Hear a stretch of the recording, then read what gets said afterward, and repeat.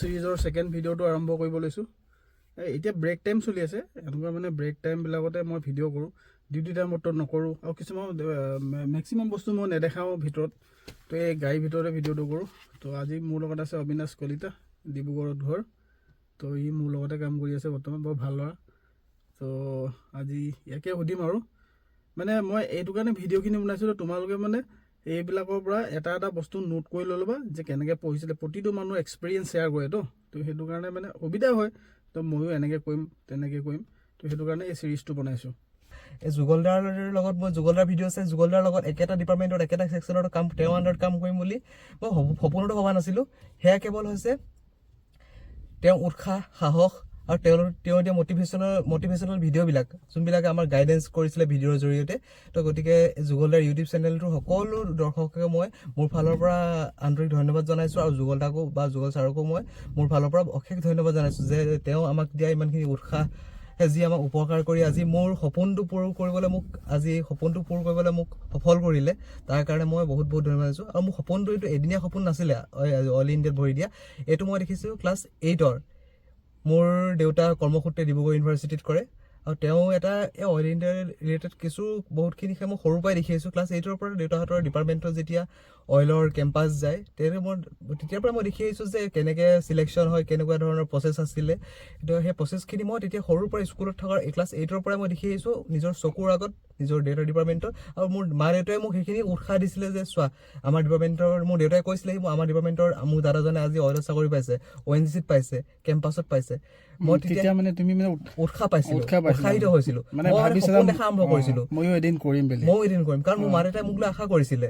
মানে তেওঁলোকে কৈছিলে যে তুমিও এদিন এনেকৈ চাকৰি, দাদাহঁতৰ নিচিনা চাকৰি এটা ল'ব লাগিব, ভালকে পঢ়া বুলি মোক উৎসাহ দিছিলে। তেতিয়া পঢ়িবলৈ কৈছিলে। ইউনিভাৰ্চিটিত দাদাকেইজনক লগ পাওঁ এতিয়া জিঅ'লজি ডিপাৰ্টমেণ্টত তেওঁলোক কৰি থাকে, হয়।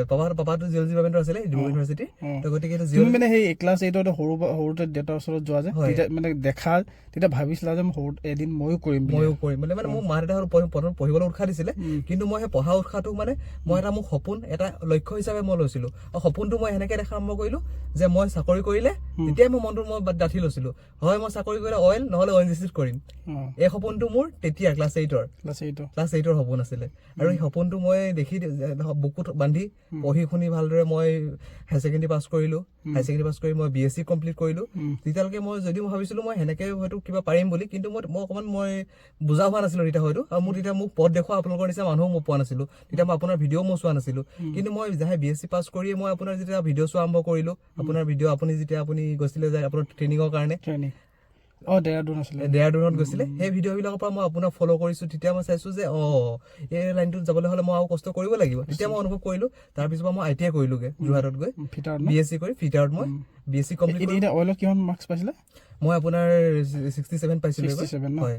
কিন্তু মই আগত যেতিয়া মই 2020 চনত তুমি 67 পাইছিলা? 67 হয়, ফিটাৰ। এতিয়া তুমি কোৱা যে ল'ৰাখিনিক কেনেকৈ পঢ়িব লাগিব, ইম্পচিবলটো একো নহয় ন জীৱনত, অসম্ভৱ কাম একোৱে নাথাকে।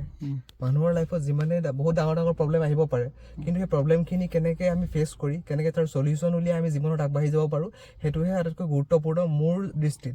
কাৰণ মই আজিলৈকে যদি আজি অইল ইণ্ডিয়াত ভৰি দিছোঁ, মই সদায় মোৰ জীৱনতো বহুত ঘাত প্ৰতিঘাত আহিছে, বহুত বাধা আহি পৰিছিলে, প্ৰব্লেমো ফেচ কৰিছোঁ মই আজি এই দিনটো পোৱালৈকে। কিন্তু কেতিয়াও মোৰ বাধা হিচাপে মই গণ্য কৰা নাছিলোঁ। প্ৰব্লেমবিলাকক সদায় নিজে সেইবিলাক চালি জাৰি চাই বিচাৰ বিবেচনা কৰি তাৰ চলিউশ্যন উলিয়াই নিজে টেকেল কৰি মই আজি আগবাঢ়ি আহিছোঁ। তো গতিকে হয়তো সেইটো ভগৱানৰো মোৰ আশীৰ্বাদ আছে, মোৰ মা দেউতাৰ আশীৰ্বাদ আছে, আপোনালোকৰ নিচিনা পথ প্ৰদৰ্শক ছাৰসকলৰো বহুত মোৰ ছাপৰ্ট আছে, যাৰ কাৰণে মোৰ বা কৃপা আছে, তেওঁলোকৰ কাৰণে মই আজি ইয়াত ভৰি দি আপোনাৰ আগত দুআষাৰ ক'ব পাৰিছোঁ। এতিয়া মেইন কথাটো আহোঁ, মানে এতিয়া ধৰি লওক ল'ৰাখিনি কেনেকৈ পঢ়িব লাগিব। প্ৰথম এতিয়াতো মই মোৰ কথাই কৈছোঁ আজি মই কেনেকৈ পালোঁ। মইতো ITI পাছ কৰিছিলোঁ।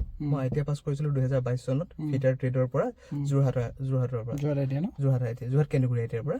আৰু মই যেতিয়া পাছ কৰি লগালগ মই তেতিয়া প্ৰথমবাৰ অইল ইণ্ডিয়াৰ ইণ্টাৰভিউ মই প্ৰথম দিছিলোঁ। এবাৰ নহয়, মই এবাৰ থাৰ্ড এটেম্পটত মই পাইছোঁ। ফাৰ্ষ্ট এটেম্পট দিছিলোঁ মই কম্পিউটাৰ ক্লাৰ্কৰ কাৰণে যোনটো এক্সাম ওলাইছিলে, তো সেইটোত মই 2 মাৰ্কৰ কাৰণে থাকি গ'লোঁ। তেতিয়া মই ভাগি পৰিছিলোঁ, তেতিয়া মই ITI কমপ্লিট হোৱা নাছিলে। তাৰপিছত মই ITI কমপ্লিট কৰিয়ে ITI ফাৰ্ষ্ট এটেম্পট মই দিছিলোঁ 2023ত, কিন্তু সেইবাৰো মোৰ একে অকণমান কিমান মাৰ্কছ পাইছে? সেইবাৰ পাইছিলোঁ আপোনাৰ 64। এইবাৰ আমাৰ পোষ্টটো ভালেখিনি আছিলে আৰু মই নিজকে প্ৰিপেয়াৰ কৰিছিলোঁ, কাৰণ অলৰেডি 2টা এটেম্পটৰ পৰা মই এটা শিক্ষা লৈছিলোঁ যে মোৰ কোনখিনি ড্ৰবেক্স আছিলে মই নিজে চালি জাৰি নিজকে বিবেচনা কৰিছিলোঁ। আৰু মই আপোনালোকৰ নিচিনা আপোনাৰ ভিডিঅ' চাইছিলোঁ, আমাৰ নীতিন দাৰ ভিডিঅ' চাইছিলোঁ। প্ৰথমটো আপোনাৰ ভিডিঅ' চাই মই ইনস্পায়াৰ হৈছিলোঁ যে মই অইল ইণ্ডিয়াত চাকৰি কৰিম বা অইল ইণ্ডিয়াত গ'লে মই কি পাম কি নাপাম সেইখিনি মই একদম মাইণ্ডত ভৰাই থৈছিলোঁ সদায় যে নাই মোক বুক কেনেকৈ ফ'ল' কৰিব লাগিব? বুক এতিয়া মই ফ'ল' কৰিছিলোঁ ITI পাছ কৰাৰ পিছৰ পৰা। মই ITI পৰা মোৰ ইনষ্ট্ৰাক্টৰ ছাৰহঁতে মোক 2খন বুকৰ কথা কৈছিলে, এখন এৰিহাণ্টৰ, এখন এছিয়ানৰ নিমি ন, আৰু নিমি কুৱেশ্যন বেংকখন যোনখন আছিলে, এই 3খন মই প্ৰপাৰলি ফ'ল' কৰিছিলোঁ। আৰু আমি এইটো আমাৰ ডমেইন পাৰ্ট, ডমেইন 60 মাৰ্কছৰ কাৰণে আমি এইখিনি চালো এনাফ। আৰু ইঞ্জিনিয়াৰিঙৰ বুক 2খনমানো আছে, যদি কোনোবাই যদি ভাবে বোলে হাই লেভেলৰ মই বোলে ITI নহয় বোলে বিটেক বা পলি বা এইখিনি যায়, তেওঁলোকে অভিয়াছলি সেই ইঞ্জিনিয়াৰিঙৰ পলিটেকনিকৰ কিতাপ কেইখন চালে। পলিটেকনিকৰ এনেই কোনকেইখন কিতাপ? ছাৰ মই মিছা কথা নকওঁ, কাৰণ মই সেই লাইনটোত মই অভিজ্ঞ নহয়, গতিকে মই ভুল তথ্য এটা মই দিব নিবিচাৰোঁ কাকো। তো গতিকে মই যোনখিনি মই অভিজ্ঞতাৰ ফালৰ পৰা মই কথাখিনি কৈছোঁ, মই যোনখিনি ITI কাৰণে কৈছোঁ অকল মই আজি মই ITI ফালৰ পৰা পাইছোঁ যিহেতু, তো গতিকে মই ITI মই এছিয়ানখন চাইছিলোঁ, এৰিহাণ্টৰখন চাইছিলোঁ, আৰু আপোনাৰ এই 2খন চাই মই আৰু বহুত ইউটিউবৰ ভিডিঅ' চাইছিলোঁ, ইউটিউবত বহুত আপোনাৰ নীতিন দাৰ ভিডিঅ' চাইছিলোঁ, আপোনাৰ ভিডিঅ' চাইছিলোঁ, আপোনালোকে কেনেকৈ কোনখন আপোনালোকেও ছাজেশ্যন কৰিছিলে। আপোনাৰ ভিডিঅ' চালেও যদি চাই মানুহে বহুতখিনি কথা আইডিয়া পাব পাৰিব, কাৰণ আপুনি বহুতখিনি কিতাপ বুক বা ৰেফাৰেঞ্চ দি থৈছে আপুনি, হয়। তো সেইখিনি আপোনাৰ ৰেফাৰেঞ্চখিনিও মই ফ'ল' কৰিছিলোঁ। আৰু মই অইল জিকেৰ কাৰণে মই অইলৰ ৱেবছাইটত গৈ খুচৰি অইলৰ CSR প্ৰগ্ৰেমবিলাক কি আছিলে, আৰু অইল জিকে মোৰ আপোনাৰ মই নিজে নোটছ বনাইছিলোঁ, মোৰ ওচৰত এখন কপি আছে। ৱেবছাইটত গৈ কৰিলে হৈ যায়। CSR প্ৰগ্ৰেম বুলি অইলৰ ৱেবছাইটত থাকেই, অইলৰ কি CSR প্ৰগ্ৰেম আছে, পাইপলাইন কিমান কিলোমিটাৰ আছে, আপোনাৰ পাইপ হেড কৰাৰ ক'ত কি গোটেইখিনি এভৰিথিং পাব অইলৰ ৱেবছাইটত গ'লেই হ'ল। তাৰপিছত আৰু মেথছবোৰ কেনেকৈ মানে?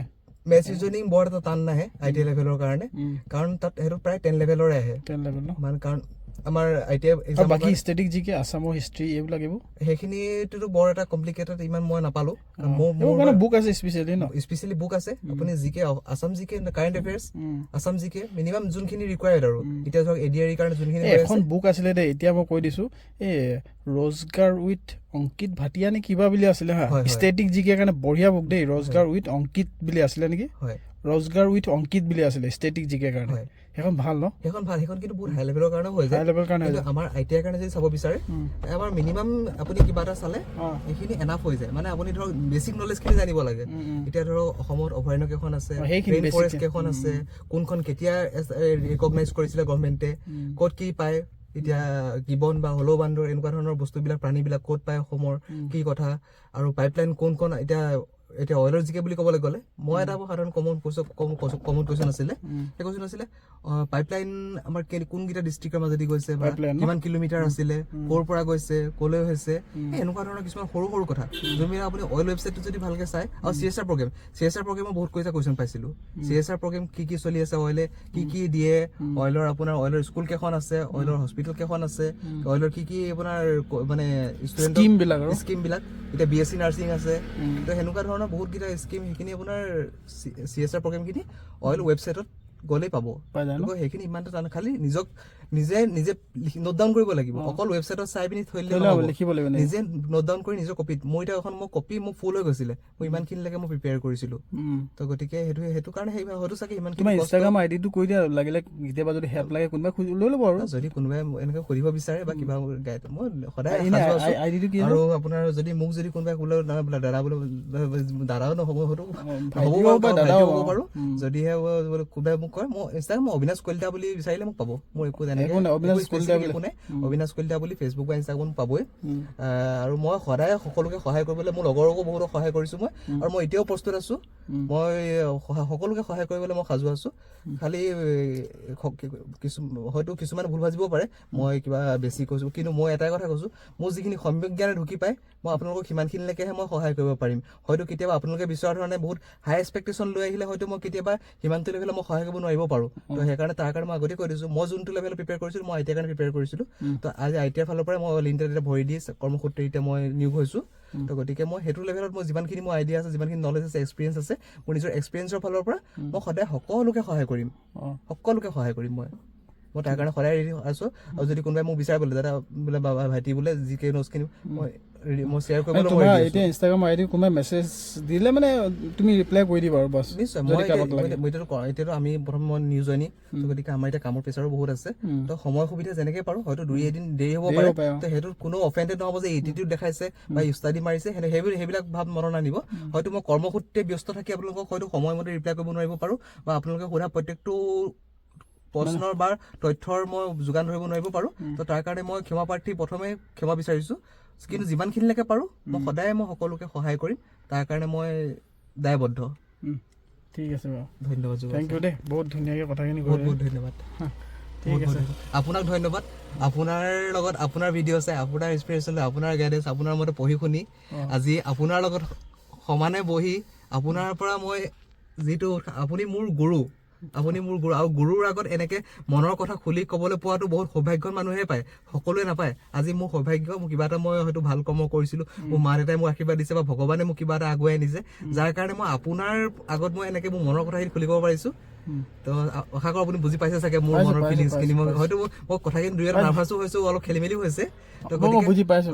ভিডিঅ' মানে কোৱা বহুতৰ প্ৰেক্টিচ নাই, মই তেনেকৈ ভিডিঅ'ত কোৱা এটা সাহস লাগিব। হয় হয়, সেইকেইটা আহি ওলালেহি এতিয়া ঠিক আছে বাৰু দেই কলিতা। ঠিক আছে, ধন্যবাদ। থেংক ইউ মনৰ কথাখিনি কোৱাৰ বহুত কাৰণে। ধন্যবাদ যুগল দা।